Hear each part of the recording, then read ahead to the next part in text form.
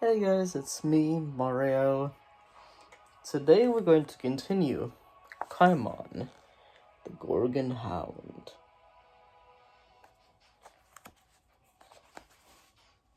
Let me turn on the music. Yep. And let's get started with Chapter 3, The Binding Chain.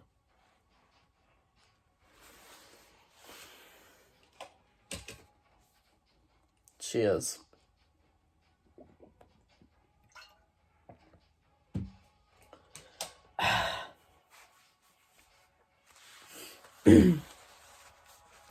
Silver lay panting with quick, shallow breaths, his eyes rolling back and his tongue lolling.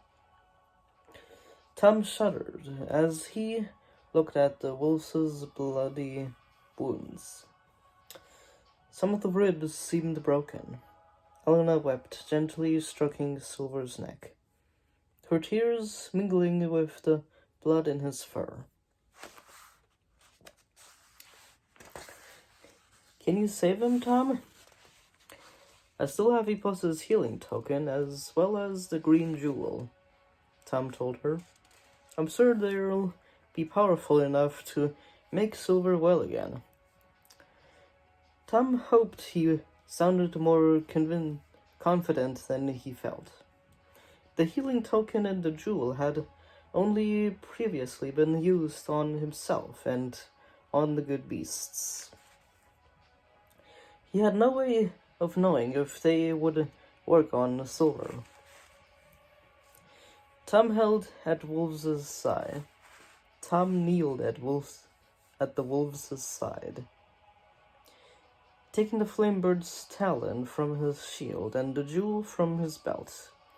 He touched them against the worst of Silver's wounds, a hideous gash on his side and the broken ribs. Tom felt a sudden surge of energy, and pulses of red and green light flashed through his fingers as the healing power of the two tokens began to work together. "His ribs are mending," Tom whispered. "Look." The arch of Silver's ribs was returning and the wounds were closing. The blood around them disappeared as well. "Yes, I can see," Elena gasped.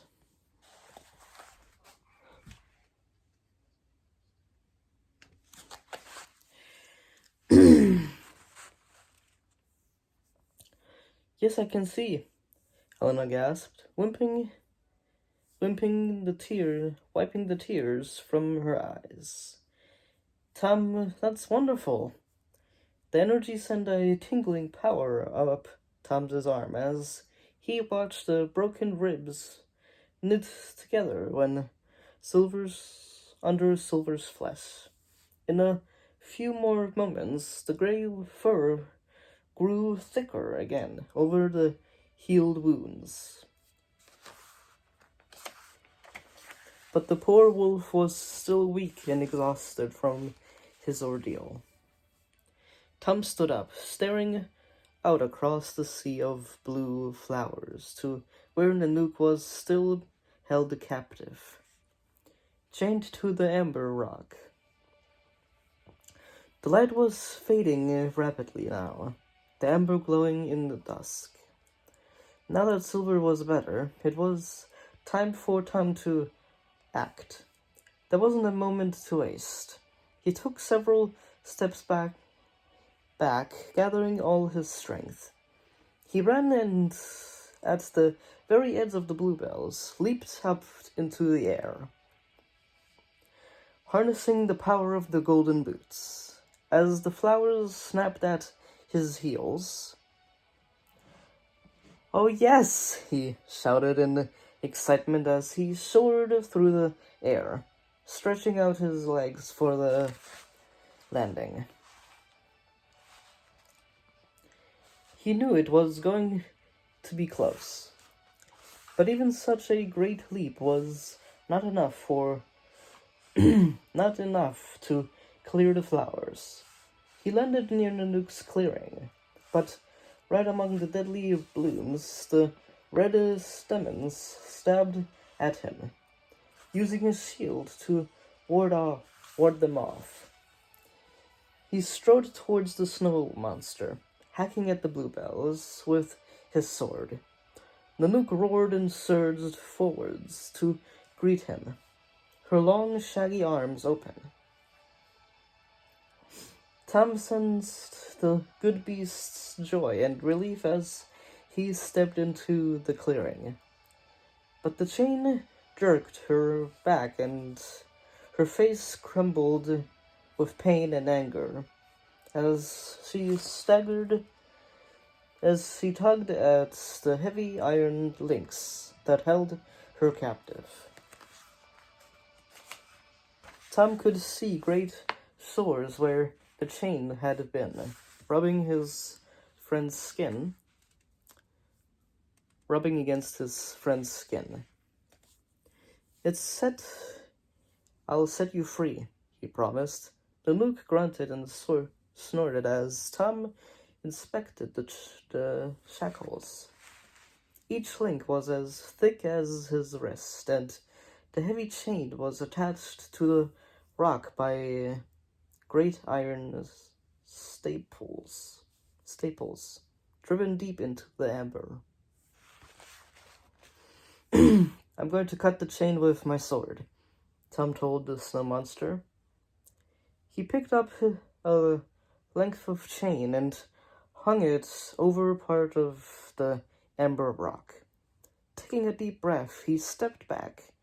He lifted his sword above his head with both hands and brought it crashing down into the iron links. Clang! Clang! Tom's arms shivered to the shoulder with the impact. But the chain held. He could faintly hear Elena shouting, "Come on, Tom, you can do it!" Gritting his teeth, Tom lifted his sword again. He brought the blade down with all his might. There was an echoing crack and a glow of amber light. Then the chain broke apart.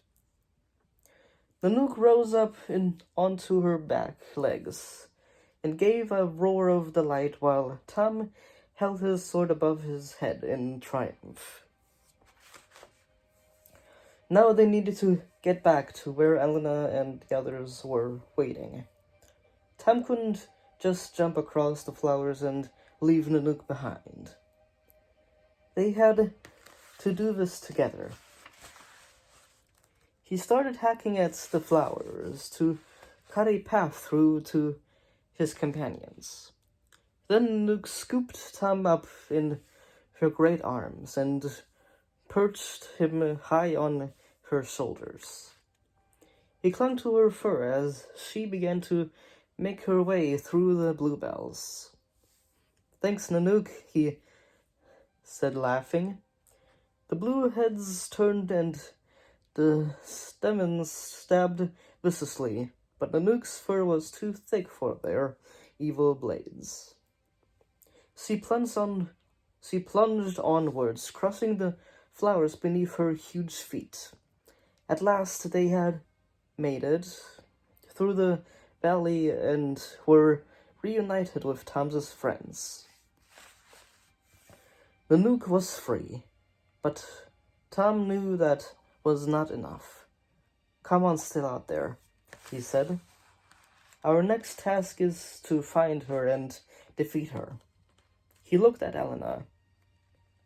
"I need the white jewel from her collar for my belt, and unless she's defeated, we won't be able to get Nanook home." The quest was far from over.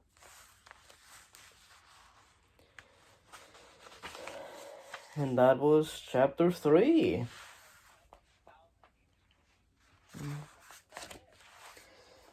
Ads. That was chapter 3.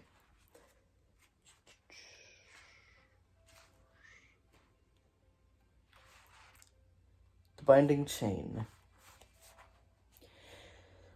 Well, I almost forgot that Tom had those, the Talon from Epos and the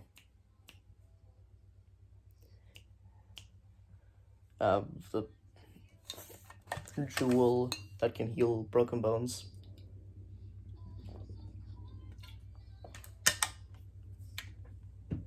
I forgot about that. The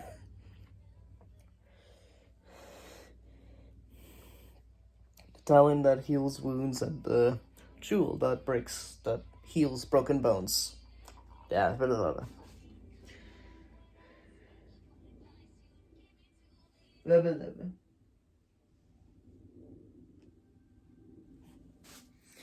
Well,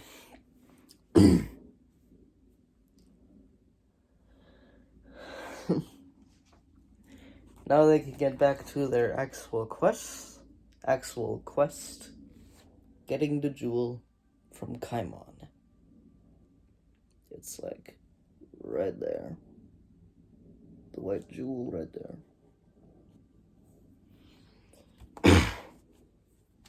The white jewel right there. Well, that was a quick one, I believe.